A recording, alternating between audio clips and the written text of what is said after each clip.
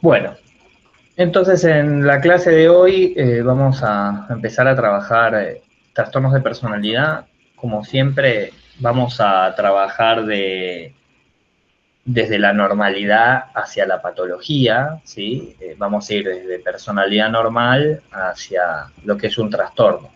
Para hablar de personalidad normal, eh, vamos a específicamente a repasar algo que ya vimos, ¿sí? Eh, Así que arrancamos. Por eso les puse repasemos. Recuerdan que eh,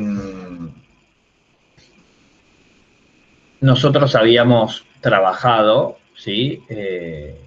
Sobre tres conceptos que conforman la personalidad, ¿sí? ¿Se acuerdan que habíamos hablado del temperamento, del carácter y de la personalidad en general? De hecho, es la misma filmina que ustedes ya vieron al principio de la cursada. ¿Se acuerdan que el temperamento es lo genético, lo innato, y que se puede atemperar o exaltar, ¿sí?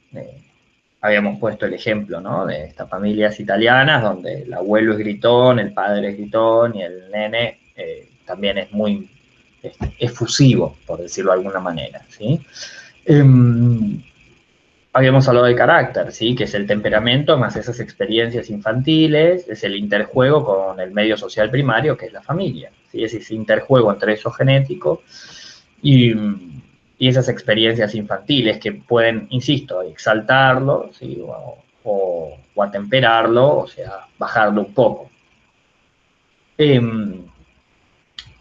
y luego se da la personalidad, que es el resultante de ese temperamento más el carácter, más las relaciones sociales y las experiencias en la adolescencia, ¿no? ¿Se acuerda que habíamos hablado de que había dos momentos? ¿Sí? Un momento eh, mucho más flexible, donde esa personalidad era bastante más moldeable, y un momento más rígido, donde una vez ya está conformada, las modificaciones de la personalidad son bastante difíciles de poder hacer, ¿sí? Y arrancamos entonces con los contenidos más nuevos. Eh, la realidad es que la personalidad generalmente está compuesta por rasgos, por diversos rasgos. Eh, Esos rasgos son múltiples, son flexibles, ¿sí? Y son autopercibidos. Quiere decir que generalmente yo me doy cuenta de los rasgos que componen mi personalidad.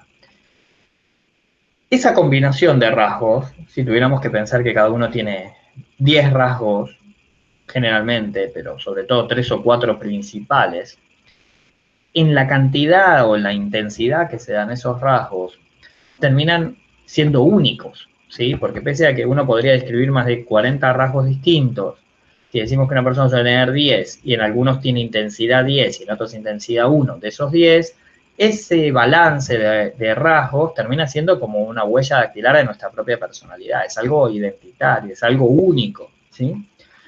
Eh, y esto cuando estamos hablando de personalidad normal, ¿sí? La personalidad normal tiene una sumatoria de rasgos que son funcionales en la mayoría de los casos y que se aplican quizás en algún momento unos y en algún momento otros, ¿sí? Y a veces, inclusive estos rasgos pueden ser disfuncionales porque a veces uno quiere aplicar, no sé, si uno es muy, muy ordenado, no sé, uno puede querer aplicar esos rasgos de orden en ciertas situaciones sociales, no sé, ahora Clara contaba que van a abrir los bares en La Pampa. Se va a juntar con sus amigos a tomar una cerveza y si Clara es muy ordenada, que le sirve como rasgo principalmente para el estudio, pero se junta a tomar una cerveza con sus amigos, que no los ve hace meses, y lo que empieza a hacer es ordenar los cubiertos, las servilletas y el vaso y la medida de la cerveza en cada vaso, es un rasgo un poco disfuncional, ¿sí? Para esa situación, pero para otras situaciones le resulta un rasgo muy funcional. Eh, por eso también es importante que esos rasgos tengan cierta flexibilidad, que uno aplique más algunos en una situación y aplique en otras otros rasgos. Y hasta acá, de alguna manera, lo que es una personalidad normal. Si nos empezamos a despegar de la normalidad, empiezan a aparecer los patrones. ¿Qué son los patrones? En realidad es un rasgo principal que empieza a copar por completo toda la personalidad. Es un rasgo que se vuelve más rígido y que empieza a gobernar por completo la personalidad de una persona. Pueden ser egosintónicos, esto quiere decir que la persona no necesariamente los percibe y que son disfuncionalmente estables, quiere decir que suceden gran parte del tiempo todos los días, ¿sí? Entonces es un patrón que copa por completo la personalidad y que de alguna manera la persona lo lleva a todos lados y que inclusive muchas veces no se da cuenta de que lo tiene. Pero sobre todo se despega de todo el resto de los rasgos. Entonces ya deja de ser un rasgo, sino que pasa a gobernar por completo toda la personalidad. Y aquí les voy a dejar una lista de rasgos más frecuentes para preguntarles a ustedes, en este caso, leyendo esa lista, les voy a pedir que de a uno se vayan desmuteando y me cuenten cada uno cuáles consideran que son sus 3 rasgos principales.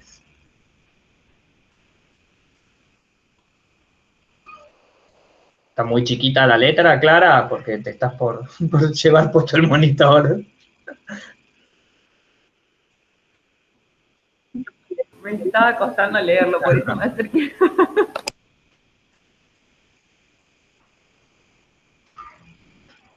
Independientemente si no de la lista, ¿cuáles consideran ustedes que podrían ser rasgos de su propia personalidad principales? 2 o 3 cada uno.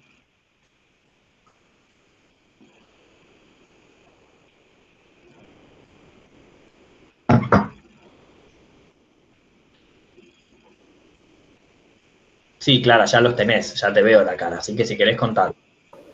Sí, iba a hacer eso, porque estaba esperando si alguien se quería desmutear por la duda y dije, bueno, no. No sé, Ajá. honestidad y como, no sé cómo decirlo, pero como muy energética. Como Ajá. eso. Bien, hay como algo de exaltación, ¿eso querés decir? Exacto. Bien. Sí, Clara, vos ya cursaste con tus compañeras el año pasado, ¿no? ¿Con todas? sí, todo. No sé si con todas, pero con todas compartí alguna materia. Bien. Y si yo le preguntara a cualquiera de tus compañeras, si ellas te perciben de esa manera, ¿no? Como honesta, pero también exaltada, ¿alguna podría contestar que no la ven así? O que sí la ven así, con la experiencia, Paloma, por ejemplo. No te tenía tanto lo de activa, tipo, súper activa, no, pero sí digamos, enérgica, ¿no? Sos una persona que está redormida a la mañana, pero Enérgica. Bien. no súper, como que no sé si sería como el rasgo principal de Clary para mí, porque por ahí No no es la conozco tanto. hipomanía, no es hipomanía, pero bien. No, pero no te Y, digo algo tan principal, sí como que está siempre como y presente. Paloma, según vos, ¿cuál sí sería un rasgo principal de Clara? No puedo ni pensar los míos, puedo primero ver cuáles hay porque no estoy ni leyendo para A un veces segundo. es más fácil ver los de los otros, porque en realidad lo que quiero llegar con esto es que fíjense que probablemente nosotros tenemos una buena autopercepción de cómo son nuestros rasgos, pero también son heteropercibidos. Digo, las otras personas también perciben nuestros rasgos, ¿sí? Ahí va. No es algo oculto, ¿sí? Por ahí es algo consciente y es algo inconsciente a la vez, Yo a pero no Clary es oculto. la definiría como paciente también. Ajá. Tiene mucha paciencia. Bueno, yo no me percibo con paciencia, pero ni ahí. No, nena, Porque sí. Bien, eso es interesante, ¿no? Porque quizás para Paloma vos sos paciente porque en comparación ella es más impaciente. Claro, puede ser. O es lo que, no sé, claro, es lo que yo veo de afuera, ¿viste? Por ahí no la llegué a conocer lo suficiente, qué sé yo. Ujú. Claro, pero fíjense cómo hay, digo, inclusive, está bueno esto, porque podemos hasta discutir sobre nuestros propios rasgos de personalidad con otra persona, porque también confiamos en que la visión del otro tiene una cuota de realidad, ¿sí? No es sobre, digo, fíjense que eso, ¿no? Tiene, hay una manera de establecer un lenguaje común. ¿Quién más? ¿Alguien que haya podido encontrarse en esos rasgos? y que pueda definirse en uno o dos rasgos. Yo ahí recién lo leí. Arranque quien Hablo quiera. Romy. Dale. Dale, Vane. Yo creo que me definí por reflexiva, optimista y paciente. Bien. Vane, ¿y vos cursaste con toda esta manga de psicomotricistas el año pasado? Creo. ¿Cómo? Con todas, creo. Bien. Y reflexiva, paciente, ¿y cuál es el tercero, dijiste? Optimista. Optimista. No sé, la que quiera. ¿La perciben de esa manera, Vanessa? ¿Como reflexiva, como paciente, como optimista? Es una buena definición, ¿no? Sí, yo la notaba como reservada. Claro, bueno, Optimista, sí, reservada, siempre estaba alegre, la veía sonriendo. claro. Bueno, optimista y alegre puede ser, y reflexiva y reservada también, ¿no? Podrían ser similares en un punto. O sea que fíjate, Vane, que como vos te autopercibís, también es como tus compañeras te han percibido, ¿no? Con lo cual Sí. es interesante porque coincide, ¿no? Generalmente, en gran parte, coinciden los rasgos principales que uno cree que tiene con los que efectivamente muestra con lo que los otros nos ven. Pero también, insisto, esto que pasó con Paloma, ¿no? Los hacemos muchas veces en comparación a nuestros propios rasgos, ¿no? Entonces Paloma le decía que era paciente a Clara, pero quizás es en comparación de cómo es ella, ¿no? Yo la veo a ¿Quién Clara honesta y clara, pero no sé si por el nombre. Pero la veo clara y honesta, sí. Clara y honesta, honesta y clara. Muy bien, está muy bien. Ok. ¿Y quién más? ¿Vane, algo más? No, creo que no, a ver. Bien. Bien. Muchas ¿El igual. resto? Yo me veo optimista también y respetuosa. Bueno, eso no está procrastinadora, no lo encuentro. Pero bueno, No sé si era el contexto para hablar de la procrastinación, pero bueno, está bien. Estamos a 4 de junio, ya sabemos que el 25 es el parcial, sabemos que el 23 va a ser un día durísimo para vos. Está muy bien. soy prudente también. Ah, prudente. Prudente y procrastinación como dos rasgos es interesante. Bien, bien. ¿Y el resto la perciben de esa manera, Romina? Sí, dice Paloma. Sí, Bianca. hay uno, no me acuerdo el segundo, ¿cómo era, Romy? De los que dijiste. Procrastinar. No, No.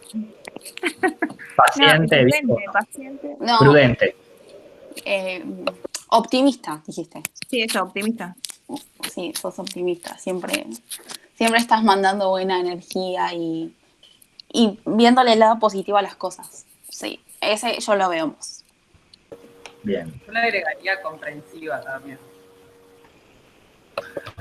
Bueno, más allá de que mi idea no era que se transforme en una clase de autoayuda, ¿no? Donde nos tiramos flores y todo eso, la idea, creo que siempre es bienvenido, un comentario amable sobre el otro, genial, bueno, buenísimo.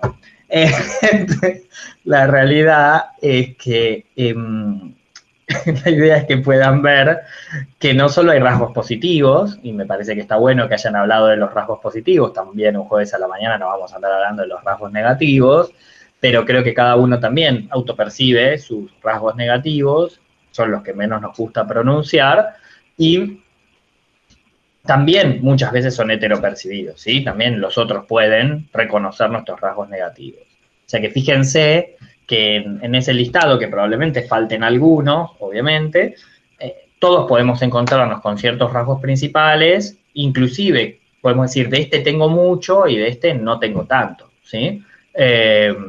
Y esa combinación es única en cada uno de nosotros. Y los percibimos nosotros y también los percibe el resto. Hasta acá personalidad absolutamente normal, ¿sí? Si les parece, nos vamos centrando ya un poco en la patología, o alguien se quedó con ganas de contar sus rasgos. Yo estoy, pero si no, avanzo. ¿No? ¿Seguimos? Dale.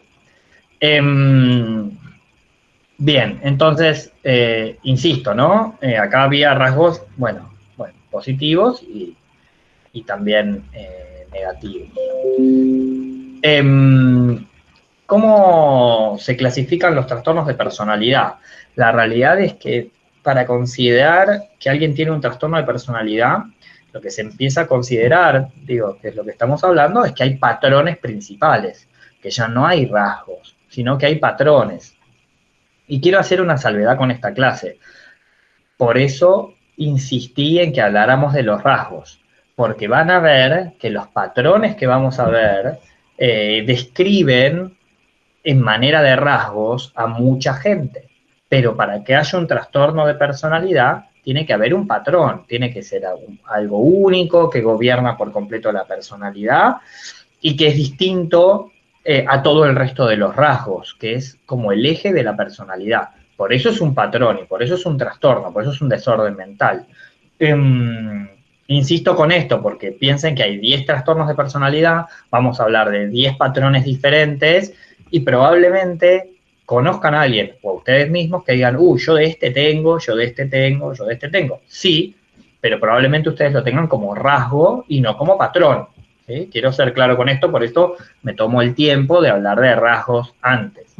Un poco la historia de los trastornos de la personalidad siempre se buscó describir, más allá de los trastornos mentales, como que está de base, viene de alguna manera a reemplazar desde la psiquiatría el concepto de estructura psíquica, que fue lo primero que vimos.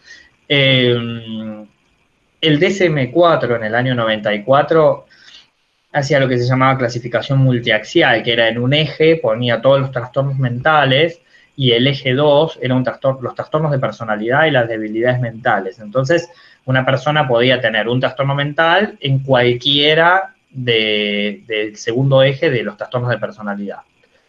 En el DSM-5, que es del 2013, y que es el que está vigente ahora, hubo muchas discusiones sobre los trastornos de personalidad. Probablemente lo que más costó cerrar el DSM-5 fue el capítulo de trastornos de personalidad.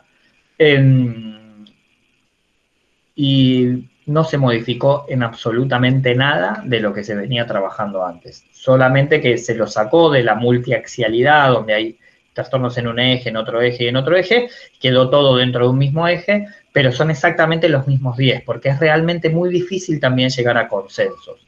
Es difícil llegar a consensos porque imagínense que la idea es que sea global, entonces por ahí hay poblaciones que tienen más tendencia al aislamiento, bueno, en este momento muchas de ellas, o poblaciones que son más expositivas. Entonces, es difícil a veces decir que algo es patológico cuando le pasa a la mayoría. Entonces, fue muy difícil llegar a consenso. Pero bueno, no obstante, como fue difícil, se dejó tal cual como estaba.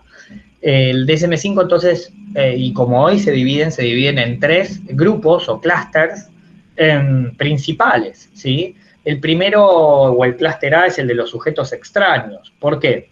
Porque se piensa que todas las personas que tienen un trastorno de personalidad del clúster A o del grupo A son sujetos que uno los ve como raros, como extraños, ¿sí? No pareciera tener una patología mental determinada, pero es gente extraña, rara, atípica, ¿sí?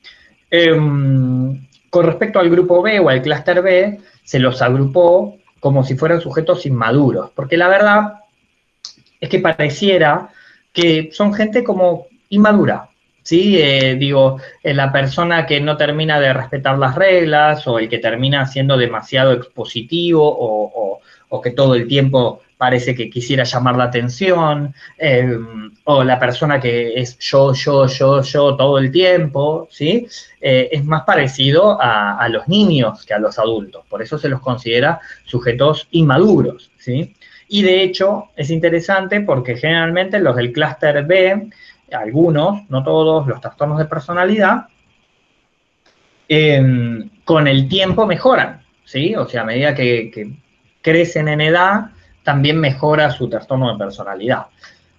Y los del grupo C o clúster C son los sujetos temerosos, porque justamente es como esta gente que es o excesivamente tímida o excesivamente temerosa a, entre otras cosas, el contacto social. Entonces se los agrupó como sujetos temerosos o evitativos, ¿sí? Ahora nos vamos a poner a ver uno por uno los 10 trastornos de personalidad. Así que si hay alguna duda, este es un buen momento, si no, avanzamos. ¿No? ¿Ninguna duda? Bien. Ustedes recuerden que cuando yo estoy con una presentación no los veo. Entonces, si no hay dudas, por ahí estaría bueno que alguien se desmutee y diga, no, y sigo. No hay duda. No, no hay Bueno. dudas, no hay dudas. Genial, avanzamos entonces. Clúster A, dijimos que era, o grupo A, era el grupo de los sujetos extraños. Y el primero que aparece en nuestra lista es el trastorno paranoide de la personalidad. Recuerden que entonces estamos hablando de patrones principales en la personalidad. Entonces, el trastorno paranoide de la personalidad, ¿sí?, se caracteriza por una desconfianza y suspicacia intensa frente a los demás. Son estas personas que siempre desconfían de todo. A ver, no es una esquizofrenia paranoide, ¿sí? No tiene síntomas psicóticos, no hay certeza, ¿sí? No es una paranoia, ¿sí? No hay esta cuestión delirante de... Lo que hay es suspicacia, que quizás es una palabra que la conocen de una película argentina de hace unos años. Pero la realidad es que es un trastorno de personalidad cuyo patrón principal es la sospecha, la desconfianza, la suspicacia intensa frente a los demás. ¿Sí? Es una sospecha sin base suficiente, es unas dudas injustificadas acerca de la lealtad. Es como si siempre detectaran en el otro como que hay algo más, ¿no? Como que hay una lectura encubierta de algo que los quiere denigrar, como que siempre hay algo que no les gusta de los demás, hay una desconfianza y sobre todo un rencor persistente, ¿sí? Es como, no, porque una vez yo me acuerdo que fulano me dijo lo de más allá, entonces yo de ahí ya le perdí la confianza, para mí este tipo no es de confiar, y no confían en nadie. Finalmente no confían en nadie, y si uno les pregunta, los confronta con la realidad, no hay una cuestión delirante de fondo, no hay certeza, hay desconfianza, entonces, o suspicacia, justamente el término, el patrón es de suspicacia. Entonces, bueno, pero ¿por qué desconfías de tal? No sé, no me da buena espina. Pero hay algo, te hizo algo, no, pero viste, no me gusta. Pero no es que le pasa con una persona, le pasa con la mayoría de las personas, ¿sí? Como si nunca hubiera una cuestión de lealtad. Vuelvo al gradiente entre rasgo y patrón. Digo, patrones de suspicacia podemos tener, de hecho hasta pueden ser funcionales, ¿no? Digo, si uno trabaja en un laburo con mucho estrés y muy competitivo, y por ahí está bueno tener un poco de desconfianza. Si uno es una mente muy creativa o muy exitoso, y bueno, a veces hay que desconfiar un poco, si no, termina cayendo del otro lado, que es como demasiado confianzudo y a veces lo terminan dañando por su exceso de confianza. Digo, uno puede tener algún patrón de esto en algún momento, un rasgo de esto en algún momento. El problema es cuando es un patrón, cuando nunca confía en nadie. Y no, yo prefiero hacerlo yo, porque la verdad no confío en nadie, no me gusta, no confío. ¿Me siguen hasta acá? Sí. ¿Sí? ¿Soy claro? Ok. Es como esta gente que uno dice, este está perseguido todo el tiempo, ¿sí? O como cuando uno le dice, este otra vez se persiguió. Pero la verdad es que no hay ningún síntoma delirante, no hay síntomas psicóticos, no hay certeza. Hay desconfianza y suspicacia. El trastorno paranoide de la personalidad no migra generalmente ni a trastorno delirante ni a esquizofrenia paranoide, ¿sí? Se queda en eso. Y por supuesto, como es esperable, empeora con la edad, no mejora con la edad. Entonces se van poniendo más grandes y más gente tienen con la cual no confían o desconfían, ¿sí? Empeora con la edad. Vamos a ir al segundo, que es el trastorno esquizoide de la personalidad. El trastorno esquizoide específicamente habla de un desapego absoluto en las relaciones sociales, ¿sí? Y poca variedad de expresión de las emociones en contextos interpersonales. El patrón realmente de la persona esquizoide tiene mucho más que ver con un patrón de aislamiento, ¿sí? Son personas que prácticamente no tienen vínculos sociales, no desean, no disfrutan las relaciones íntimas, casi siempre elige las actividades solitarias, no considera que tiene amigos íntimos ni confidentes. Hay como un patrón, insisto, de desapego y de aislamiento de cualquier relación social. No es que dice, bueno, tiene su amigo, tiene un solo amigo o una sola amiga muy bueno, su pareja y, bueno, le sobran los dedos de una mano. No tiene eso. No tiene prácticamente relaciones sociales o interpersonales. Le cuesta expresar las emociones. Se llama un síndrome que es el de burbuja vacía, ¿no? Porque parece que están como colgados, como pensando en un mundo imaginario, y en realidad esa burbuja imaginaria está vacía. Uno les pregunta, bueno, pero ¿qué pensás? Porque te veo siempre tan aislado, tan solitario. Y uno los ve y dice, bueno, este debe tener un mundo imaginario impresionante, porque está siempre solo, pensativo. ¿Qué pensás? No estoy pensando en nada. No es que tiene un gran mundo imaginativo. Por eso se llama burbuja vacía, porque están en su burbuja, pero esa burbuja está vacía. El mejor ejemplo de la realidad es, bueno, justo ahora es un poco difícil verlo hoy, porque uno no va a bares o a cafés.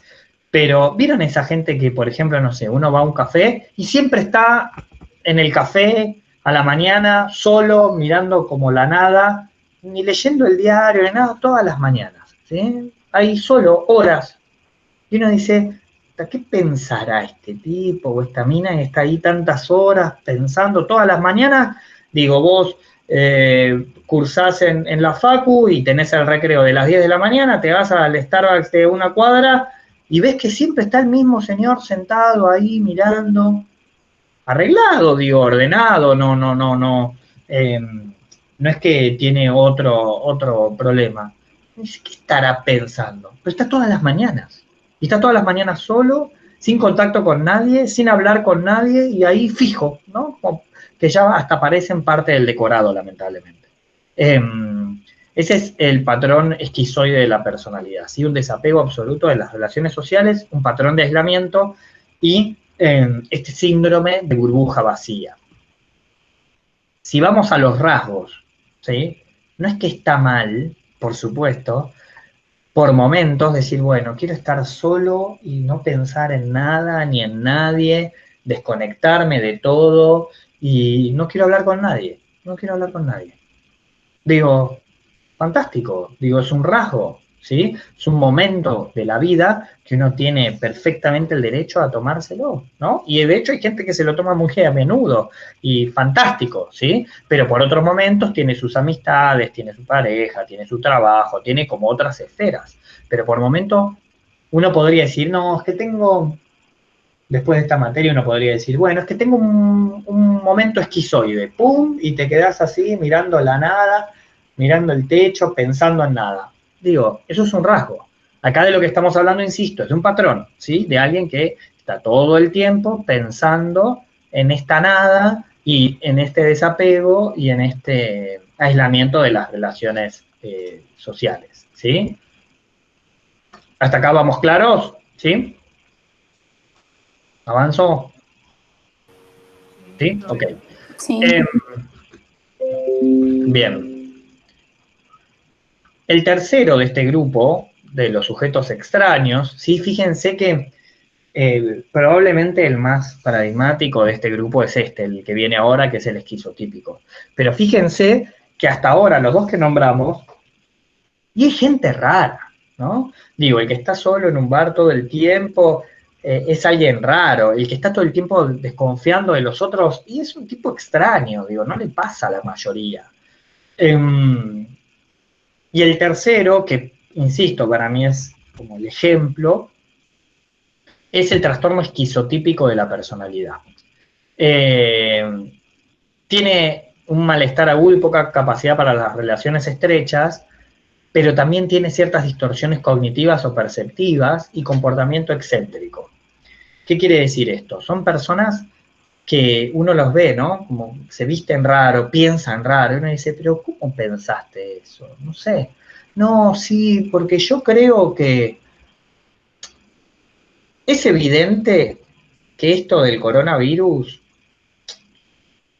tiene que ver con los extraterrestres. Se dieron cuenta, ¿no? Lo de que la Tierra, ya muchos ya nos damos cuenta que la Tierra es plana, y ellos se dieron cuenta, entonces nos metieron un virus para disuadir la atención. Y vos decís, ¿pero vos de verdad crees eso? Bueno, sí, lo creo, es una teoría.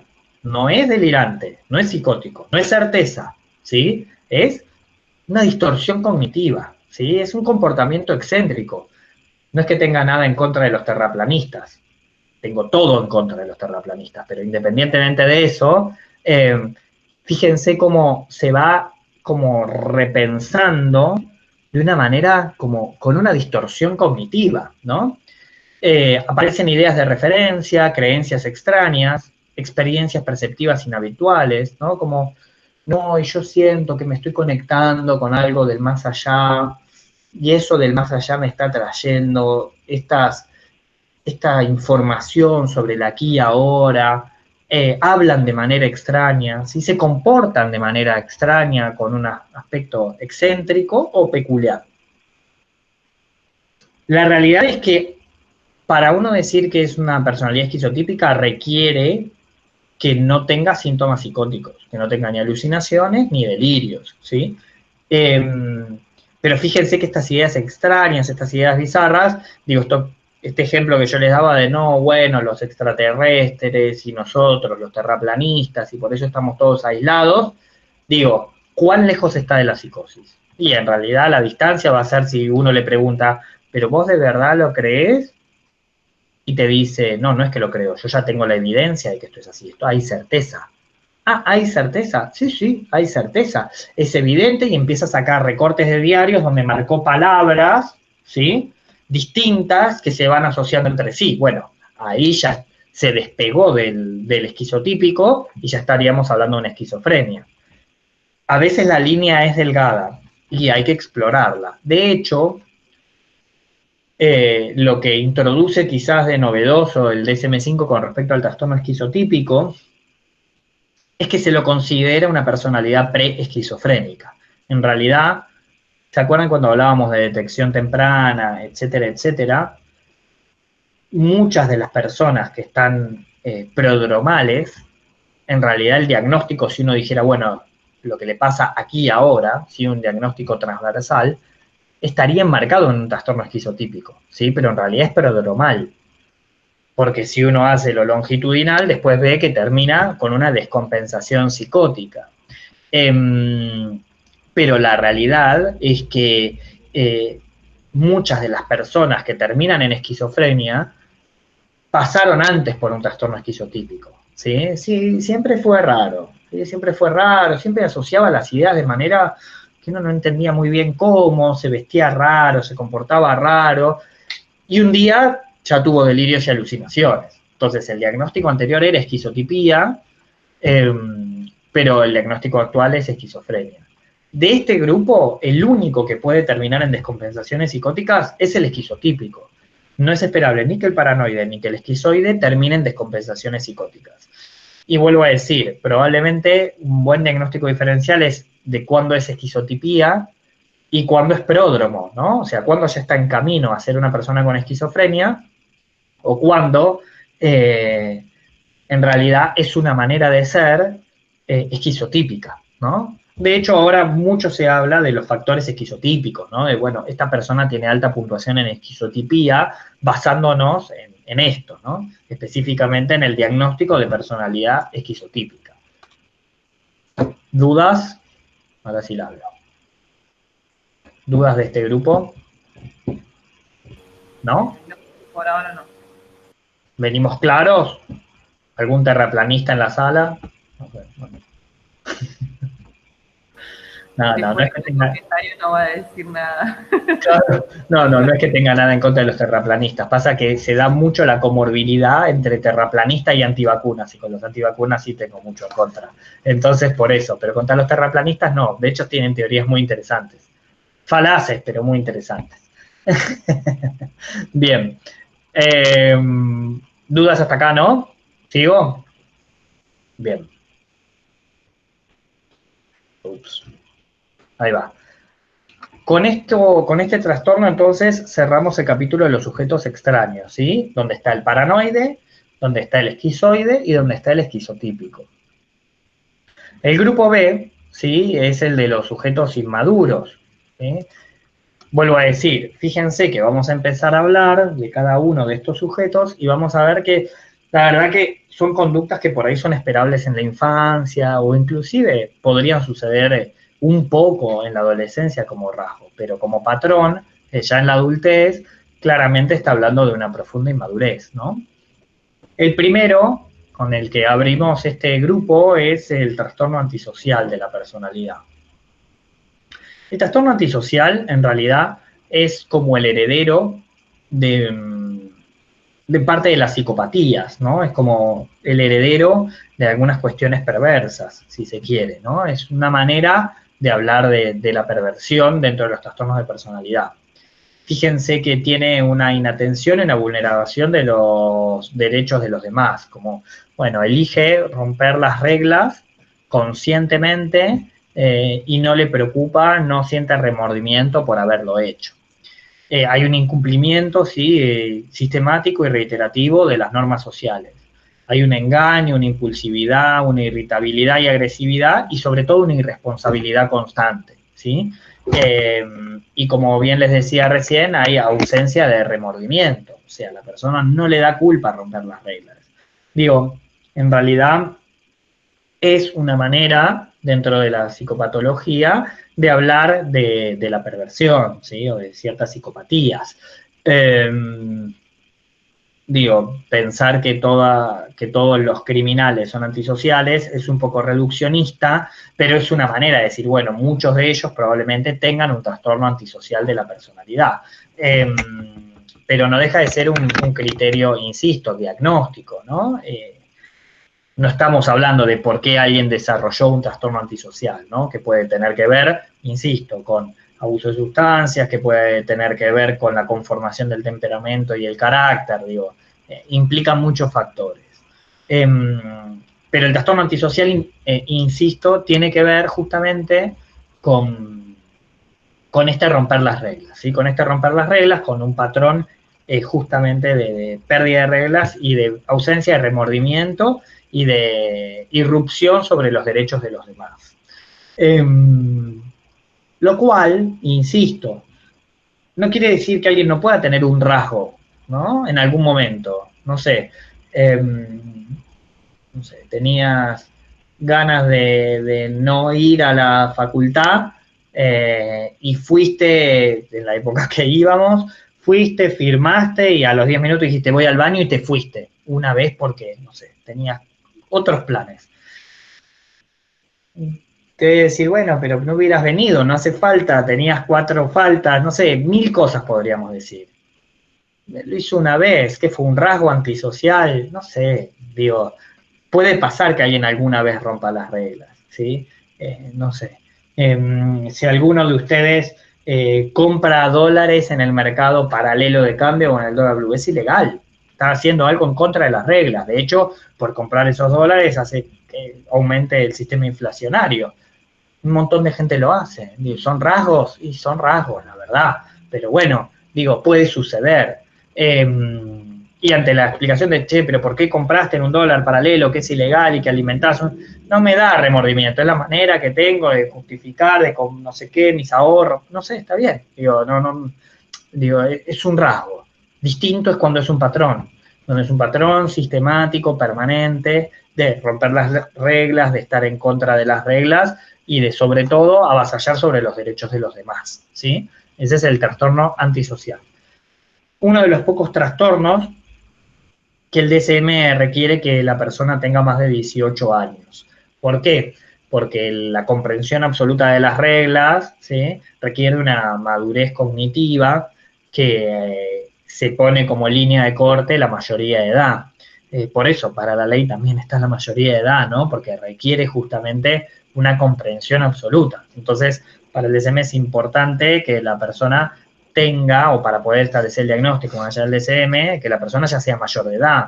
Si es menor de edad y tiene más de 15, se lo considera un trastorno disocial porque tiene que ver con la adquisición de las reglas, ¿sí? Está en una dificultad en la adquisición de las reglas. Para considerarlo antisocial ya tiene que ser mayor de edad, ¿tá? El siguiente que vamos a ver dentro de los inmaduros es el trastorno histriónico de la personalidad. El histrionismo tiene la misma base del lenguaje nosológica que la histeria, ¿sí?, que viene de útero. En realidad, el heredero de la histeria freudiana dentro de los manuales diagnósticos es el trastorno histriónico, ¿sí?, que viene de histerus, ¿no? En realidad, viene como un poco transformado a como se consideraba la histeria en su conjunto, pero hay ciertas reglas de las que Freud hablaba, de las personas histéricas, que por supuesto puede haber histeria masculina e histeria femenina. Digo, el término está en femenino por a lo que alude, pero en realidad, por supuesto, puede haber histeria masculina o femenina, y por supuesto, histriónico puede ser un hombre o una mujer. O un género líquido, da lo mismo, puede ser histriónico también. Y apunta, ¿sí?, específicamente a lo que tiene que ver con la emotividad excesiva, ¿sí?, y la búsqueda de atención. Y a una muestra de autodramatización, como una cuestión de necesidad de protagonismo y de llamar la atención, ¿sí? Si tuviéramos que pensar el patrón específico, tiene que ver con esto de llamar la atención.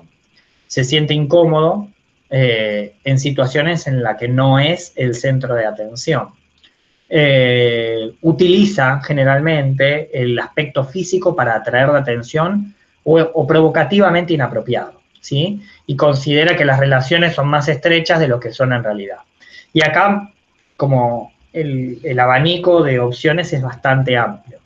Por un lado es esto de estas personas que dicen, ay, sí, vos sos mi mejor amigo, yo te quiero un montón, nos conocemos, hablamos dos palabras y siento que nos reentendemos, y del otro lado la persona dice, bueno, pará, te conozco de las clases virtuales, no nos conocemos tanto, no sos ni tan mi mejor amigo, ni sé si nos entendemos tanto, pero la persona histriónica siente que esas relaciones son más íntimas de lo que efectivamente son, más íntimas o más estrechas. Eso es una parte del histrionismo. Y la otra parte tiene más que ver con esto de intentar ser el centro de atención y provocar inapropiadamente, ¿sí? Todo el tiempo. Entonces, en situaciones donde no era necesario querer provocar al otro, la persona busca todo el tiempo volver a llamar la atención y ser ese centro. Y es riesgoso. Digo, el trastorno histriónico termina siendo riesgoso para sí, porque es muy frecuente que se encuentren luego en situaciones donde se pusieron en ciertos riesgos, ¿no? Y donde la persona relata ciertas situaciones. Entonces es muy común, lamentablemente, en personas histriónicas que relaten un historial de abusos, ¿sí? Por supuesto, son abusadas porque hay abusadores, no por el histrionismo necesariamente. Pero sí es cierto que también tienen más tasa de abusos que el resto de la población general, que ya es bastante alto, por otro lado, la tasa de abusos. Entonces, lamentablemente, el trastorno histriónico de la personalidad terminan siendo personas que tienen cierto riesgo para sí por estas conductas de protagonismo, ¿sí? No obstante, rasgos histriónicos podemos tener todos.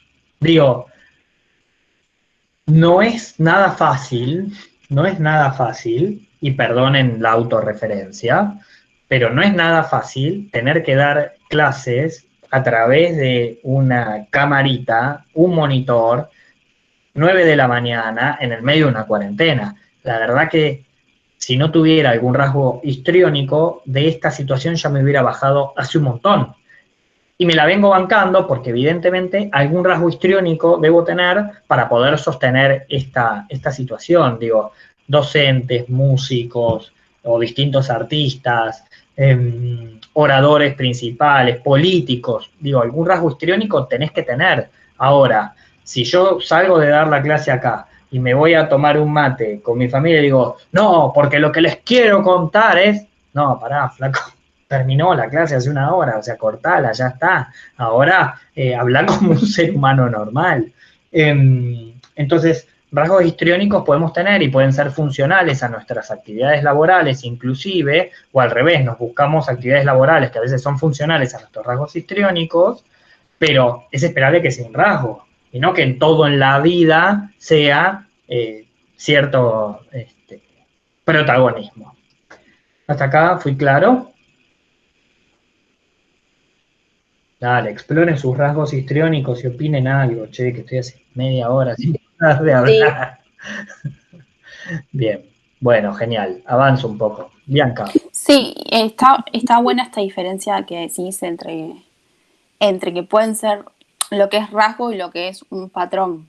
Porque quizás algo de, no sé, esto tenés, algo de antisocial podés tener, como que siempre cuando sean rasgos hay que verlo. Exacto. Siempre en el que no se vuelva en el tiempo algo repetido. Y que gobierne por completo la personalidad, Bianca. Digo, lo importante es que una cosa es, insisto, ¿no? Vuelvo al ejemplo, Clara contaba que en La Pampa van a abrir los bares. Y por ahí es cierto, ¿no? Todos van a querer ver y hacerse ver, ¿no? De que podemos estar todos juntos y qué sé yo. Esa vez, después ya está, ya los bares vuelven a abrir, ya todo vuelve a cierta normalidad. Y otra cosa es que, no sé, para poder salir a pasear el perro, nos pongamos el mejor perfume, la mejor pilcha todos los días, para un poco, no hace falta. ¿Sí? Estás paseando el perro, aguanta un poco. Digo, rasgos podemos tener todos, patrones implica que gobierna por completo la personalidad. Esto que digo, ¿no? Imagínense si de la misma manera, intento, no sé, hablarles lo más natural posible, pero de la misma manera que les hablo a ustedes, de hablar a mi familia o hablar con mis pacientes. No, porque lo que quiere decir esto, no funciona así, ¿sí? Pero si no existiera ese rasgo histriónico, ¿cómo sostenés este tipo de clases? Digo, ¿cómo haces? Imposible, muy difícil. ¿Está? ¿Alguna duda más? ¿No? Avanzo entonces.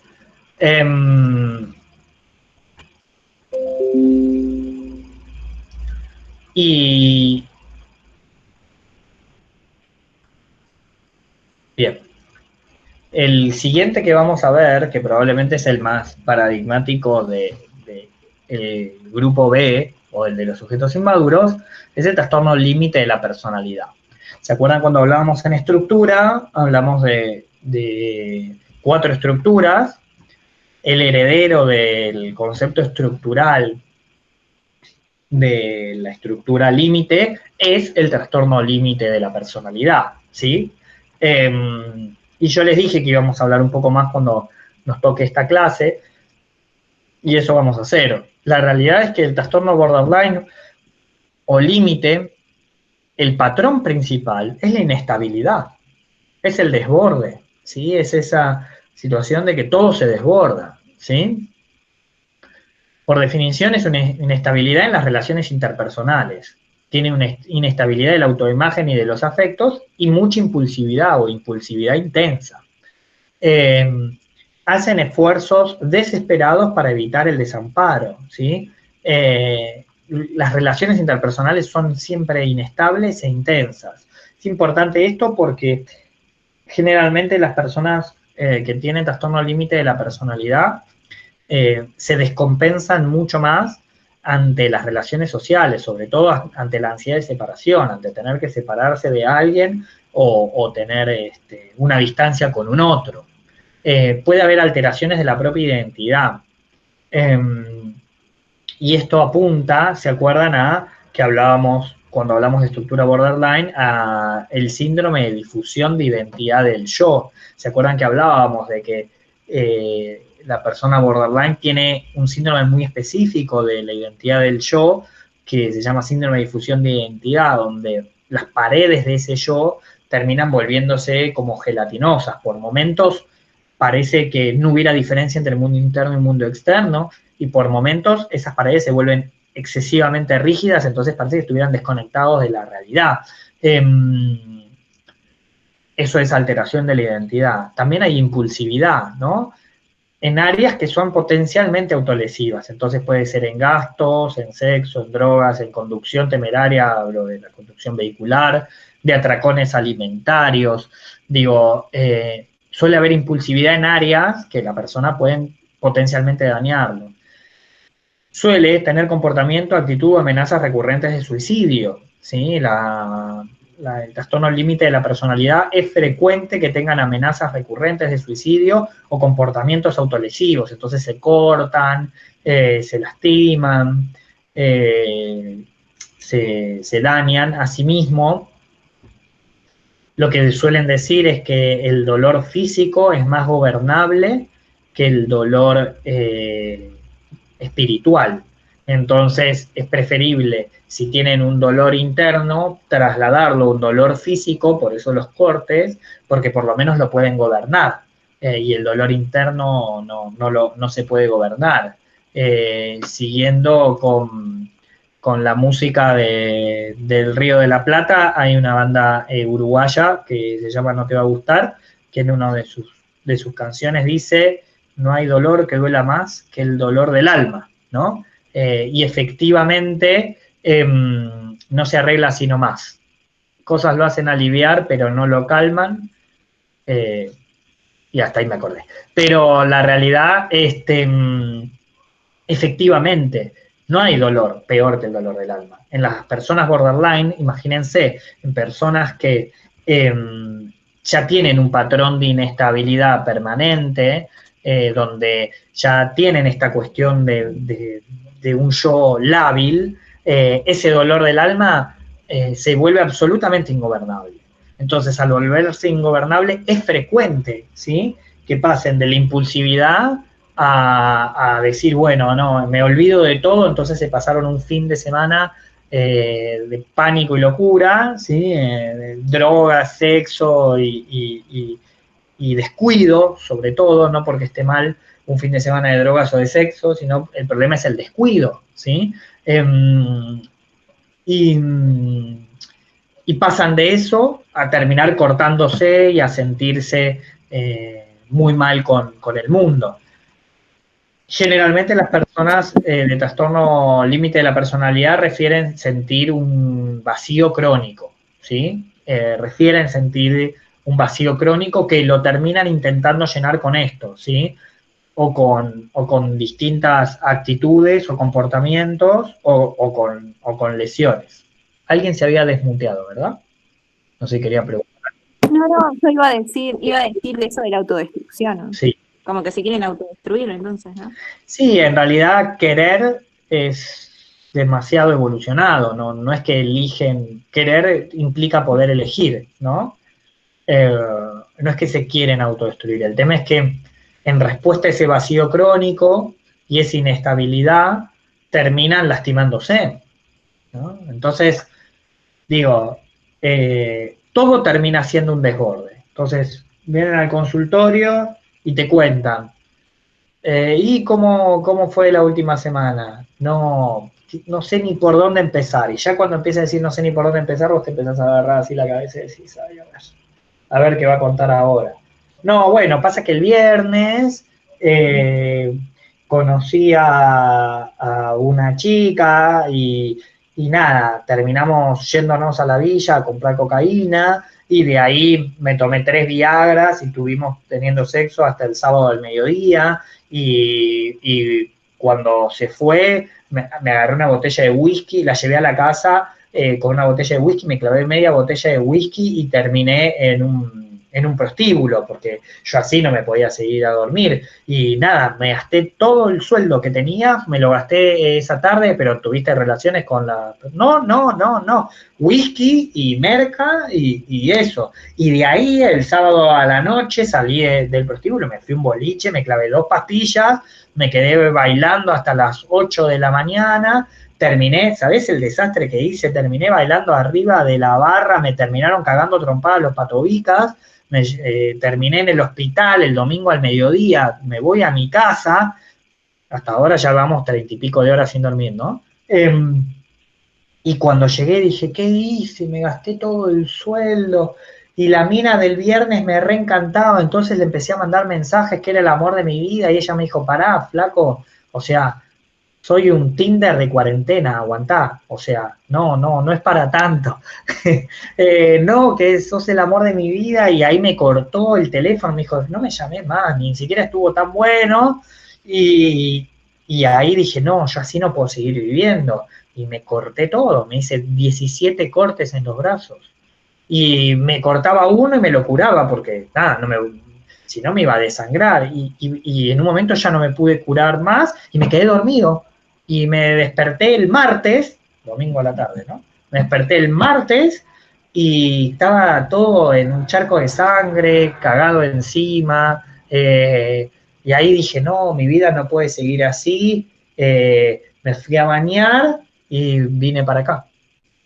Hoy martes, decís, oh, puta, ¿por dónde empiezo ahora a tratar a este pibe? Todo desborde. Y así como le suena... excesivo, no lo es tanto. Porque lo que no les dije es que también se hizo un tatuaje nuevo. Ya tiene 36 tatuajes en la espalda. Digo, todo desborde. Y cuando uno le pregunta, ¿pero qué sentías? No, es que no me banco este vacío. Siento que hay algo que tengo que llenar que no tengo con qué llenarlo. Entonces tomo merca, no lo lleno, voy de putas, no lo lleno, conozco minas, no lo lleno, tomo pastillas, tomo éxtasis, no lo lleno, me hago tatuajes, no lo lleno, me corto y no lo lleno. Todo es ese vacío. ¿Me siguen hasta acá? ¿Vieron qué lindo que es tener pacientes con esas características? Siempre se recomienda 2 cosas, que esto se lo digo sobre todo en clínica de adultos cuando hablamos de trastorno borderline de la personalidad. 2 cosas pasan. Lo primero, la mayoría de los terapeutas no quieren tratar este tipo de personas porque son tratamientos complejos que aparte te tienen como en vilo siempre. Segundo, este tipo de personas se tienen que tratar en instituciones, no en el consultorio privado, ¿sí? Porque va a requerir psiquiatría, porque probablemente va a requerir internaciones, no se trata en consultorio privado. Y tercero, como mucha gente no los quiere tratar, terminan en los recién recibidos, y como el recién recibido quiere adquirir experiencia, termina tratando a estos pacientes. Entonces tenés un paciente gravísimo con un psicólogo con poca experiencia porque nadie lo quiso recibir. Eso no termina bien nunca, ¿sí? Entonces, a quien le gusten los pacientes graves con este tipo de características, siempre lo que se recomienda es no tener más de 1 o 2 a la vez, siempre en instituciones y con mucha supervisión, porque si no, la realidad es que esto va a terminar mal, ¿sí? ¿Hasta acá claros? Claros sobre el cuadro del trastorno borderline de la personalidad. Vuelvo a decir, patrones, no rasgos. Supongan que, bueno, no sé si el fin de semana que les conté, pero un fin de semana un poco alocado tienen, un poco desbordante, ¿sí? Y después cuando termina ese fin de semana dicen, ¿qué hice? Cualquiera. Y se quedan 2 días metidos así en la cama diciendo, no, me mandé cualquiera. Llaman a sus amigos y le dicen, che, boludo, ¿cómo me dejaste que haga esto? No, es que estaba imparable. Bueno, tratemos de que no me vuelva a pasar. Y nos vuelve a pasar, no sé, a los 2 años y no más. Bueno, es un rasgo, tranca. No pasa nada, fin de semana alocado. Tratemos de cuidarnos lo más posible, nada más. Pero es un rasgo. Piensen que este desborde es el patrón, ¿sí? Es un patrón que se da de manera repetitiva, ¿sí? Y donde sienten que el otro es vital y sin el otro no hay nada. Y después ese otro no era tan vital y entonces se desbordan y en ese desborde terminan lastimándose. Lo último, para las terapias de trastorno borderline, hay terapias específicas, ¿sí? Para este tipo de trastornos. Entonces, a quien le interesa este tipo de pacientes también debería especializarse en esas terapias específicas, ¿sí? Bien, ¿hasta acá claros? Bien, avanzo entonces. El último del grupo B, o de los sujetos inmaduros, es el trastorno narcisista de la personalidad. El trastorno narcisista, el patrón principal tiene que ver con grandeza y prepotencia, ¿sí? Es como una necesidad de admiración, como que todos tienen que admirarlo, y de profunda falta de empatía, ¿sí? Como que nunca puede ponerse en el lugar del otro. Cree que es especial, que es único, ¿sí? Que todo gira en torno a sí mismo, pero explota las relaciones interpersonales. Entonces, hacen un trabajo en grupo y cuando lo va a presentar, lo presenta todo él o ella, ¿no? Todo el tiempo. Y dice que lo hizo solo, ¿no? Y no, bueno, porque yo pensé en esto, y cuando lo pensé, y los compañeros lo miran como diciendo, pero hijo de puta, estuvimos una semana laburando todos a más no poder, y vos venís a decir que vos lo pensaste, ni siquiera fue tu idea, ¿está? Por supuesto, la contracara de eso es que tiene mucha envidia de los demás, ¿sí? Cuando ve que alguien es creativo y dice, ay, ¿cómo se le ocurrió a él y no a mí? Ahora tengo que hacer, y muestra comportamientos de superioridad, ¿sí? También es como otra cara dentro de la psicopatía, ¿no? Así como el antisocial era una cara, el narcisista viene a ser como la otra cara dentro de las psicopatías más sociales, ¿sí? Freud, de hecho, también habló de narcisismo. Recuerdan que narcisismo apunta al mito de Narciso, que enamorado de su propia imagen que veía en el lago, culmina ahogándose, queriendo poder introyectar esa imagen, ¿no? Entonces, el narcisismo tiene que ver con la vuelta de las catexias sobre el propio yo. En el caso del trastorno de personalidad, el patrón de narcisismo incluye estas cuestiones de eso, ¿no? De grandiosidad y de falta de empatía. Vuelvo a decir, algún rasgo de narcisismo podemos tener, ¿no? Digo, quizás hiciste un trabajo espectacular, lo hiciste solo, y bueno, quizás está bueno que un poco te la creas, ¿no? Un poco, digo, puede ser alguna vez, un poco creértela, no todo es siempre con tanta humildad, a veces decir, che, en esta la pegué, la verdad que está bueno lo que hice, ¿sí? Alguna vez te puede pasar, pero acá lo que estamos hablando es un trastorno de personalidad donde es un patrón, donde no le importa el otro, ¿sí? Porque lo principal acá es eso, no le importa el otro. Lo que le importa es ser el protagonista. Y por eso decía, es como muy inmaduro, ¿no? O sea, por un lado, el histriónico pidiendo siempre atención, el antisocial rompiendo las reglas, el narcisista queriendo ser siempre el protagonista, es más parecido a lo que le pasa a los niños, ¿sí? O el borderline con sus desbordes, que es parecido a los berrinches de los niños más pequeños, ¿no? Digo, fíjense que esas 4 cosas es normal en la niñez, ¿sí? Alternativamente. Pero acá estamos hablando de patrones en la adultez. Por eso los considera sujetos inmaduros, efectivamente. ¿Dudas hasta acá? ¿No? ¿Se puede asociar con los empresarios y los estafadores? Qué tema, con el bolcheviquismo uruguayo. Sí, Romy, en realidad sí, por supuesto. Les recomiendo un documental que se llama The Corporation. ¿Lo vieron? ¿No? Un documental del año 2000. Romina, por tu pregunta, creo que te va a gustar y creo que les va a gustar a la mayoría. Es un documental que agarra los criterios de trastorno narcisista que tenía el DSM-4 o de psicopatía y lo compara con las corporaciones norteamericanas. En Estados Unidos una corporación tiene los mismos derechos que un ser humano físico, pero no las mismas obligaciones. De hecho, puede adquirir propiedades, no tiene límites para sus riquezas, pero no muere, una corporación no muere. O sea, parte de que el mundo sea no tan desigual, pese a que es muy desigual, es que la gente culmina muriendo, pero en las corporaciones no mueren, entonces pueden generar riquezas sin morir, porque siempre se va a renovar los gerentes. Y lo otro que también pasa con las corporaciones, que pueden matar y no ir presos. Digo, una corporación puede generar un contaminante que mate miles de personas y no va nadie preso, ¿sí? Hasta que se demuestre y quizás va uno, pero la corporación sigue existiendo. Entonces este documental muestra que tienen las mismas reglas que el resto, pero la ley los ampara para no respetarlas, porque no tienen las mismas obligaciones. Entonces, si eso es una corporación, es esperable que quienes la lideren estén en sintonía con eso. Entonces, si están en sintonía con eso, entienden las reglas, entienden que las reglas son para todos, pero no para ellos. Entonces, es esperable que en altos mandos haya gente con altos índices de narcisismo o de antisociabilidad. ¿Me siguen hasta acá?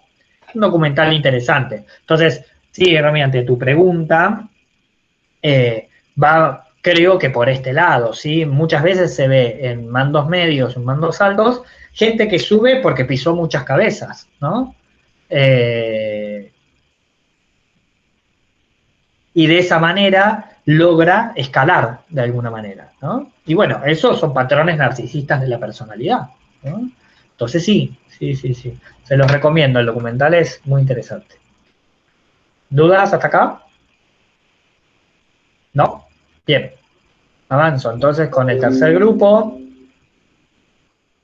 que es el de los sujetos temerosos, ¿sí? El primer trastorno de la personalidad que vamos a ver es el evitativo. El patrón principal tiene que ver con una inhibición social, ¿sí? Con un sentimiento de incompetencia e hipersensibilidad de la evaluación negativa. La persona evitativa lo que evita son actividades laborales que impliquen un contacto interpersonal significativo y se ve a sí mismo como socialmente inepto y teme que lo avergüencen. La realidad es que justamente el evitativo, el patrón principal es evitar cualquier tipo de situación social, sobre todo inclusive las situaciones que pueden ser conflictivas. Porque digo, tener situaciones sociales implica muchas veces negociaciones sobre distintos conflictos, ¿no? Y la persona evitativa lo que evita es cualquier tipo de situación social para evitar cualquier tipo de conflicto, sobre todo porque siente que tiene más para perder que para ganar. Entonces evita la conflictividad. Y vuelvo a decir, piénsenlo como patrón, como algo estable que le sucede gran parte del tiempo todos los días. Porque digo, uno puede tener rasgos evitativos, sobre todo en este contexto, quienes estén en algún tipo de convivencia familiar o de pareja, digo, pueden elegir qué batallas dar y evitar algunos conflictos, ¿no? Y decir, bueno, no, sobre esto ahora no me voy a pelear. ¿Y qué voy a hacer? ¿Me voy a pelear? ¿Y a dónde me voy a ir a vivir? ¿O a dónde lo o la voy a mandar a vivir? No, ya está. Bueno, esta la dejo pasar. Bueno, estamos siendo evitativos, ¿no? Estamos evitando un conflicto, pero no deja de ser un rasgo que está aplicado a un momento determinado. Piensen que el patrón evitativo implica esas personas que eligen siempre evitar cualquier tipo de confrontación, cualquier tipo de contacto social o un trabajo, porque lo que no quieren es jamás enfrentarse a un conflicto porque sienten que son ineptos, que tienen todo para perder. ¿Está? ¿Está acá claros? ¿Quieren que hablemos de las batallas que elegimos no dar en cuarentena? No, mejor avanzo, ¿no? Bien. El siguiente de este grupo es el trastorno dependiente de la personalidad, ¿sí? El trastorno dependiente se caracteriza como patrón, ¿sí? Por una necesidad dominante y excesiva de que lo cuiden. Conlleva un comportamiento sumiso y de apego exagerado y miedo a la separación. Son esas personas que son dependientes al máximo, ¿sí? Que no toman decisiones por sí mismo, que sí o sí necesita de los demás para poder asumir las responsabilidades. Que cuando termina una relación estrecha necesita con urgencia buscarse otra relación, ¿Por qué? Porque no puede tomar decisiones por sí mismo, porque necesita siempre de un otro para poder tomar las decisiones, inclusive las decisiones más simples de la propia vida. Entonces, son esas parejas que uno a veces ve, ¿no? Que dice, ella dice, bueno, ¿y qué querés comer? No, lo que vos quieras. Bueno, ¿y a dónde vamos a vacaciones? No, donde vos quieras. ¿Y te gusta esta película? Bueno, si a vos te gusta. Bueno, pero ¿qué te gusta a vos? No, viste que a mí, me gusta todo, me da lo mismo. Bueno, pero ¿querés que vayamos a pasear al parque? ¿Te dan ganas a vos? ¿Tenés ganas de ir o no tenés ganas de ir? ¿Sí? Y si a vos te dan ganas, la verdad que puede estar bueno, sí, yo no lo había pensado, desde lo más simple, hasta, che, ¿te gusta esa casa? Nos compramos esa casa, está buenísima, ¿te gusta la ubicación? ¿Qué te parece a vos? No, me parece que me gusta la ubicación. Bueno, si para vos te parece bien, para mí también está bien. Si la podemos pagar, está bien. Sí, ¿cómo te voy a decir que no la vamos a ver una casa y no vamos a poder pagar? No, bueno, por eso, entonces está todo bien. O sea, dependen al máximo. Y por supuesto, ¿no? Estas personas terminan con personas que hacen uso de esto, ¿no? Digo, no pasa solo de un solo lado, digo, los vínculos siempre son bilaterales al menos, ¿no? Entonces, bueno, ¿conocen gente así? No, le estoy mirando la cara ahora. Interesante, ¿no? No dicen nada, pero se les ve.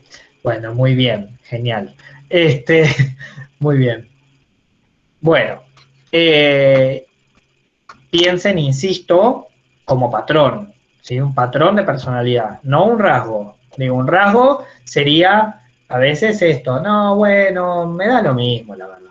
Bueno, ¿querés pasta o un asado? Bueno, me da lo mismo, lo que tengas ganas. Bueno, uno puede tener rasgos a veces, ¿no? De elegir no tomar ciertas decisiones, como el evitativo. El tema es el no poder tomar nunca ninguna decisión, ¿sí? Eso es un patrón dependiente, ¿sí?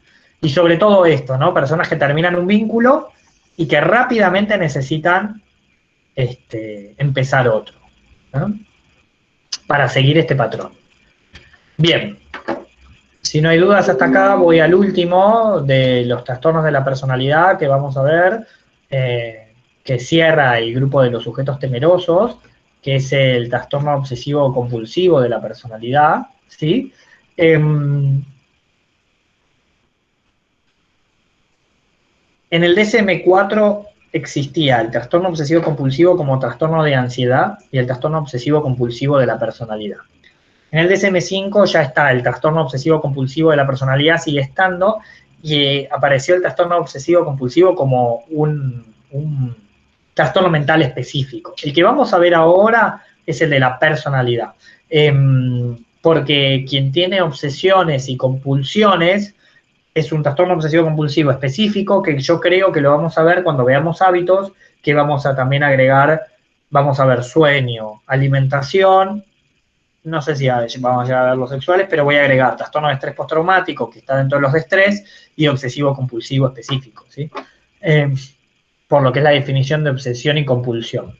Pero el trastorno obsesivo compulsivo de la personalidad es algo estable, ¿sí? Son personas cuyo patrón principal tiene que ver con una preocupación por el orden, el perfeccionismo y el control, tanto mental como interpersonal, a expensas de la flexibilidad, la franqueza y la eficiencia. O sea, son personas muy rígidas, ¿sí? Que todo el tiempo necesitan tener el control y que tienen una excesiva preocupación por el orden y que realmente este control está a expensas de la eficiencia. Entonces, a veces controlan 500 veces las cosas sin llegar a culminarlas. Se preocupan mucho por los detalles, las normas, las listas, el orden y la organización. Muestran un perfeccionismo, insisto, que interfiere con la terminación de las tareas. Es incapaz de deshacerse de objetos inútiles, ¿sí? Es frecuente que las personas que tienen un trastorno obsesivo compulsivo de la personalidad no puedan deshacerse de objetos inútiles, que los guardan por si las dudas, ¿sí?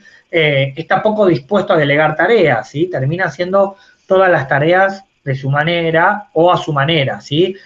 Cuando se le pide que delegue, no puede porque siente que o las hacen a su manera o no las va a poder delegar. Es generalmente avaro hacia sí mismo y hacia los demás, pensando siempre en poder guardar en caso de que una tragedia ocurriese. Y es demasiado inflexible en materia de moralidad, ética o valores, ¿sí? Son personas muy rígidas, ¿sí? Que requiere un orden permanente y que no pueden delegar. Veo risas por debajo de algunas manos. Pero efectivamente son personas, insisto, muy rígidas. Tiene mucho que ver con este trastorno obsesivo compulsivo de la personalidad, con la neurosis obsesiva tal cual lo planteaba Freud, ¿sí? Son personas avaras, son personas muy retentivas, ¿sí?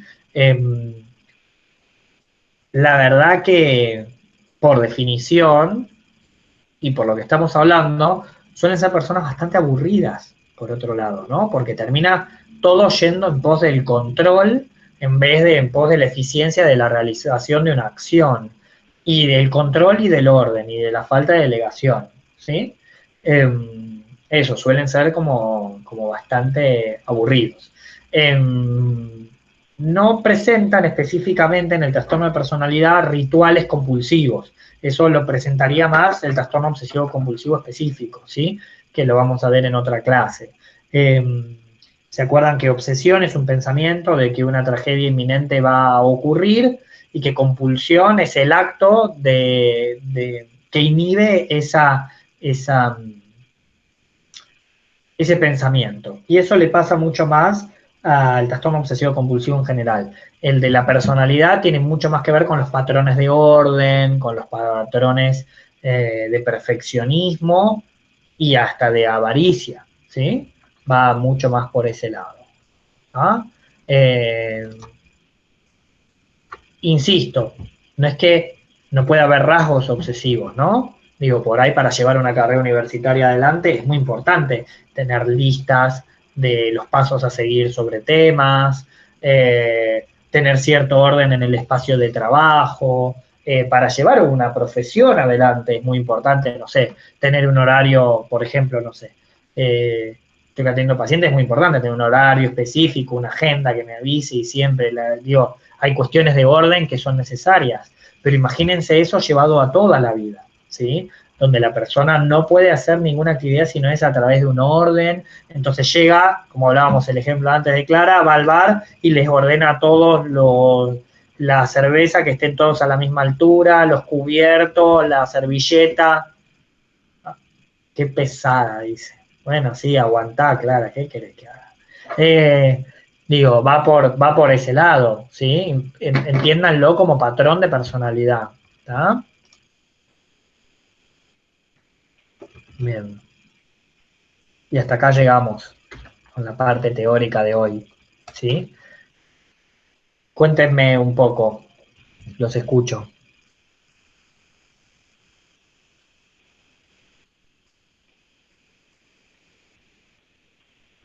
Yo iba a decir que hay mucho claro, por el tema de los rasgos, ¿no? Que uno puede ver que hay personas que tienen un poquito de cada cosa. No un patrón, pero como que... No nosotros, ¿no? Hay personas, no nosotros. No, hasta yo misma a veces, dependiendo, no sé, de un momento que estoy nerviosa, me pongo más ordenada, o a mí, como hablaba hoy de la procrastinación, no sé, cuando siento que tengo que hacer algo, ahora lo puedo manejar mejor, pero antes me ponía a limpiar, no sé, cosas así, pero que no es obvio que no es un patrón, sino como un rasgo que uno tiende a hacer, no sé. Nada, eso, gracias. Está bueno, Romy, lo que decís, porque a diferencia de otros trastornos mentales que por ahí vimos, trastorno de personalidad es una manera de ser, son los anteojos con los que vemos la vida, y perfectamente cualquiera de ustedes podría, quizás es más difícil el esquizotípico o el esquizoide, no sé tanto el paranoide, pero del resto podrían tener cualquier trastorno de personalidad. Y pese a eso, seguir sosteniendo las clases y poder ser hasta buenos profesionales. O sea que como rasgos ni hablar, pero inclusive si fuera como patrón, probablemente nada de esto sería incompatible con, no sé, con un estudiante universitario, ¿no? O con un docente, ¿no? Sí, ya cuando le afecta a la vida, ¿no? Cuando ya ya Es que perdés le el afecta a la tiempo. vida, pero inclusive en esa afectación puede seguir adelante, ¿no? Digo, el evitativo, pónganle, digo, es muy frecuente la comorbilidad con la fobia social. Entonces, bueno, por ahí no rinde nunca examen. El dependiente se hace acompañar para ir a dar examen, o el obsesivo que estudia todas las materias y no las termina porque siempre siente que no la termina de estudiar. Pero pese a eso podría ser compatible, ¿no? Pero sobre todo como rasgos, ¿no? Como rasgos me parece que, que nos puede pasar a todos, ¿no? Todos tenemos un poco de cada uno de los rasgos. ¿Qué más? ¿Algo más? Sí, me pasa eso, como que por ahí. Perdón, Manu. No, sí, yo quería hacer una pregunta. ¿Hay algunas causas como en concreto que hacen que uno tenga estos trastornos? Unas causas que me preguntaste, no entendí, perdón. No, sí, sí hay causas que uno tenga, que lleve a tener estos trastornos. Sí, ahí vuelvo al concepto del inicio de la cursada y del inicio de la clase. Siempre se va a pensar que hay una pata genética más temperamental, que va a haber una cuestión de carácter específico, ¿no? De esas interacciones sociales, y que va a haber una cuestión de la conformación de la personalidad en su conjunto. Piensen que todos estos suceden después de la adolescencia. Entonces, la verdad es que lo que no va a haber es causas unívocas, ¿no? Si pasa esto, va a terminar de esta manera. Pero, por ejemplo, trastorno borderline de la personalidad tiene altísima comorbilidad con abuso sexual infantil. Entonces, hay muchas personas con trastorno borderline que han recibido abuso sexual infantil. Trastornos obsesivos, compulsivos, tienen mucho más que ver con quizás cuestiones más retentivas en la infancia. Digo, pero no son unívocas. Ni a todos les pasó eso, ni a todos les tiene por qué haber pasado. Tiene que ver con una construcción, ¿no? Trastornos esquizotípicos sucede mucho más en personas, en familiares de primer orden de personas con esquizofrenia que en el resto de la población general, ¿no? Digo, tienen características, de hecho hoy la esquizotipía se lo piensa como características no del todo acabadas de la enfermedad, pero que están mostrando la genética o la predisposición a la enfermedad, por más que nunca terminen teniendo esquizofrenia, ¿no? Digo, un poco y un poco. ¿Sí? ¿Respondí un poco, Vane? Sí, perfecto, gracias. Bien. ¿Qué más? ¿Alguna duda más? ¿No? Bueno, si no hay más dudas, clase que viene vamos a trabajar entonces la clase del 11. La verdad que nos tocaría trabajar demencias, ¿sí? Lo que se llaman trastornos cerebrales orgánicos. Así que si todo sale bien, creo que venimos bien, deberíamos el 11 trabajar demencias. El 18 todo lo que es trastornos de los hábitos, ¿sí? Que tiene que ver con alimentación, sexualidad, y vamos a meterlo de trastorno obsesivo compulsivo y trastorno de estrés postraumático. Y el 25 el parcial. Así estaríamos. Qué Clara, no te escucho nada, perdón. No, perdón, es que me di cuenta que faltaba re poco. Sí, así estamos, sí, falta re poco. ¿Está? Pero hemos visto un montón. Hemos visto toda estructura, hemos visto esquizofrenia, hemos visto trastornos del estado del ánimo, con todo, depresión, con bipolaridad, hemos visto trastornos de ansiedad, hemos visto trastornos de la personalidad, vamos a ver demencias y digo, vimos un montón de cosas, ¿no? También. Pero sí, falta poco. El final es largo, sí, de alguna manera, sí. ¿Alguna duda más? Y la bibliografía ay, perdón, y la bibliografía es la que está pautada en el cronograma, ¿no? Exacto, sí, Creo que sí. hay capítulos, me parece. Sí, sí, está por cronograma con el capítulo y todo. ¿Alguna duda más?